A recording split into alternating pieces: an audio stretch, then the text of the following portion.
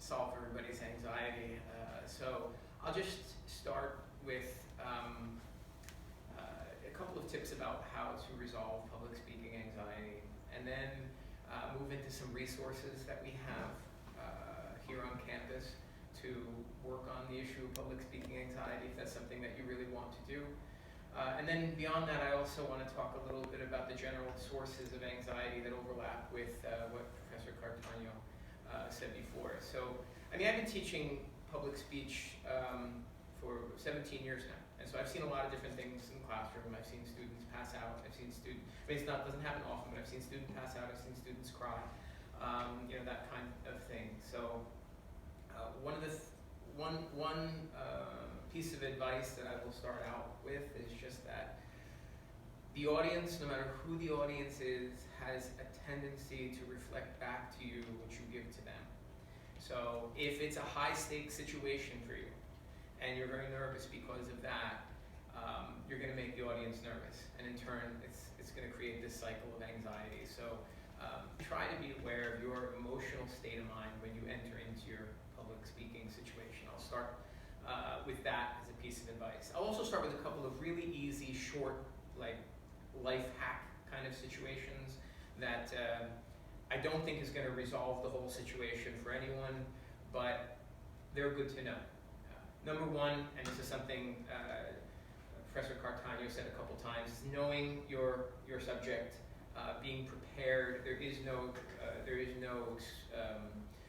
replacement. There is, for that. Being aware of your subject, knowing your subject, that's going to make you feel a lot more comfortable and be able to fill your time a lot better than if you're sort of winging it. There are people that can wing it, of course. We call this impromptu speaking in speech lingo. But you will feel much more comfortable if you're prepared. That's kind of an obvious point. They used to say this at the beginning of old-time public speaking classes. The other point is take a deep breath. If you're in a situation where you're getting physical symptoms, your palms are sweating, you're short of breath, your feet are cold, you're getting hot flashes, these are all common anxiety symptoms. Taking a very deep breath, it's not going to resolve it permanently, but for a few moments, it'll give you a little bit of an endorphin rush, and it will resolve your anxiety, at least enough to get started and maybe feel comfortable. Those two pieces of advice, I don't think they're enough to carry anyone too far into public speaking. As we mentioned before, second maybe to death, public speaking really petrifies people. So one of the things we did a couple of things to deal with the issue of speaking anxiety in the communication department, and by extension, the speech classes. Number one, we started to talk about the use of meditation to resolve underlying anxiety issues. So we have a chapter in our textbook on how to meditate appropriately, and there are lots of manuals out there on how to meditate, and I think that's a very good solution to all kinds of anxiety, not the least of which is public speaking anxiety. So about 20 minutes a day they recommend, and maybe 2 or 3 minutes before you start an important presentation is actually a very, very good strategy. Number two, don't ever memorize speeches, because when we get lost in our presentation, it's very hard to pick up. So learning the speech, not memorizing the speech, is actually a much better strategy.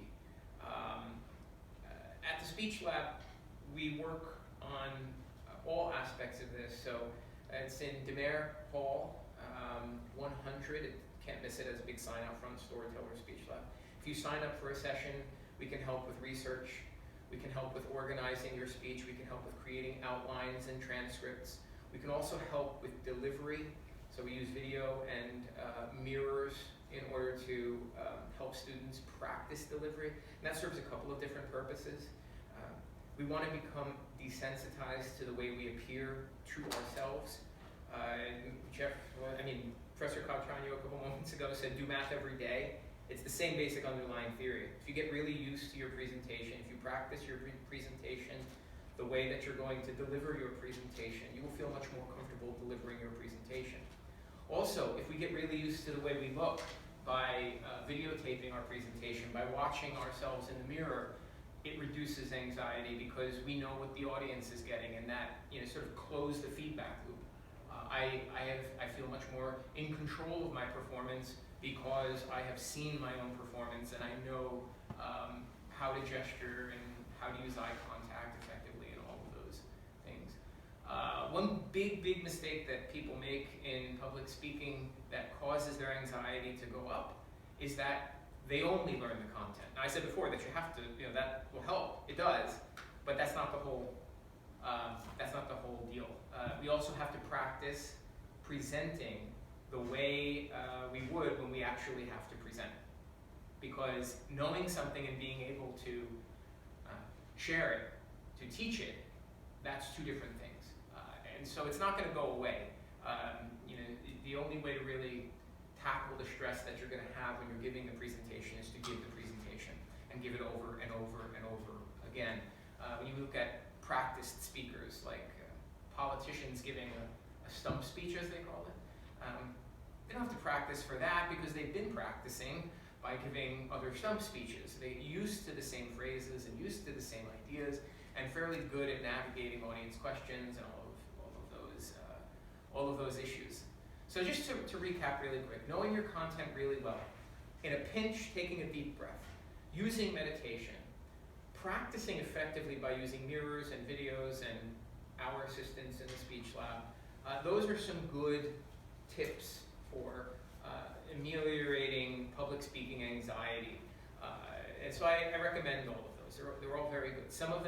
Most of them deal, I guess, with the issue of physical anxiety, but also with the issue of cognitive anxiety, and that's what I want to turn to, I think, which is actually a little bit more interesting to me anyway, the underlying causes of anxiety. So I'll point to a couple of resources beyond the speech lab that I just mentioned, which have nothing to do with the speech lab and really nothing to do with CCM in general, but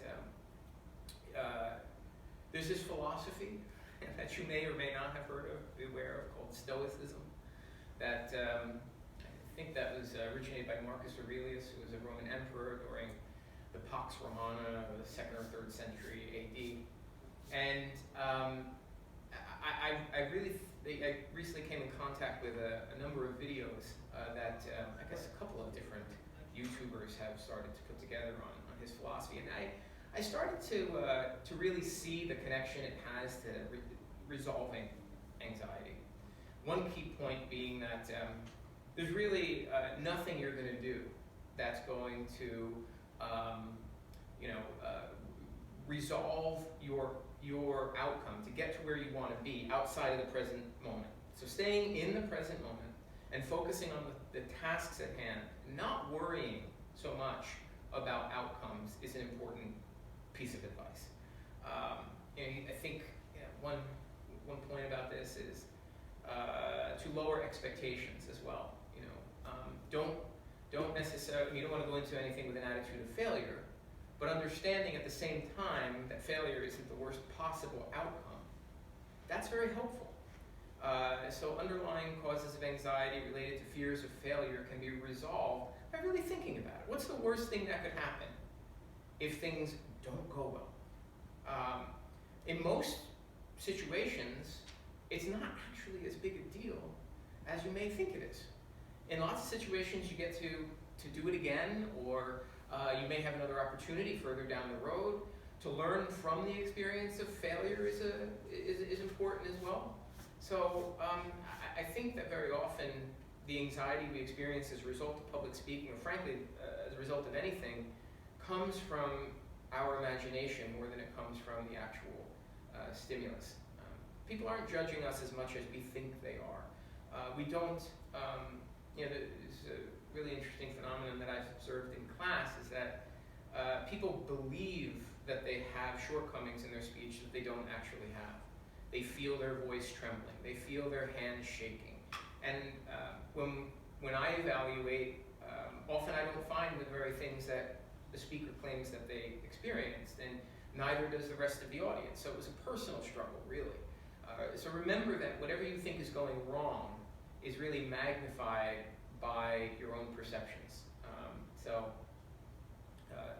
Be conscious of that. I don't know. Beyond that, there's lots of theories about anxiety. The terror management theory, I've heard of this in psychology, that everything stems from fear of death. I think there's something to that, and the idea here is, there's nothing we're going to be. This class kind of converges a little bit with Marcus Aurelius. There's nothing we're going to be able to do to stop that. So focusing on it isn't going to be of any help, and staying in the present moment, which meditation can help us do. That's really about remaining present-minded. Can be very useful, I think. That's thinking about the larger issues related to where your anxiety comes from is helpful as well. Anybody here do public speaking on a regular basis? Okay.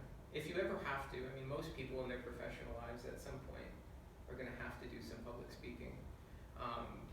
In addition to the speech lab, which is available to you even beyond when you graduate and all of that, and in addition to meditation, in addition to the little life hacks and all of that sort of thing, there is an interest. You may have heard of Toastmasters, which is a group of people that get together and practice public speaking. It's very useful for reducing your anxiety. It's a low stress environment where people are encouraged to feel comfortable public speaking. So it's kind of like practicing public speaking. You're desensitizing yourself to the stresses that you feel when you speak in public. And I think that's very important. You don't need an audience, by the way. You can do that by yourself. You can use the speech lab. You can use a tutor. You can use stuffed animals. Whatever you need to approximate an audience or to practice. I think the key thing is to practice and to get used to the way you appear when you speak in public. That's going to go a long way to resolving anxiety. So you'll just allow me to recap, and then I can answer any questions or not. There are a couple of little hacks. Take a deep breath if you feel yourself getting out of control. I can tell you that 90% of the students who have had problems in front of the classroom speaking, if they just took a deep breath, they probably would have been able. That would have been enough to put them over the edge where they're able to just go on. So a deep breath is useful. Always be prepared. Know your content very well. Practice repeatedly in the kind of setting that you would normally present in. So stand up, use gestures, pretend that you're actually giving the presentation. Just knowing your content isn't quite enough. Meditating, about 20 minutes a day. Learn how to meditate about 20 minutes a day, and then a couple of minutes prior to an important speech. That goes a very long way. Make use of the speech lab so that you can practice your delivery and become acclimated to your appearance and performance before an audience. That's very useful as well. And then contemplate, the underlying. I don't think it's irrelevant to contemplate the underlying causes of anxiety, which connect to math anxiety and test-taking anxiety and public speaking anxiety. And I would point to those resources that I just briefly mentioned before. Not so much terror management theory, but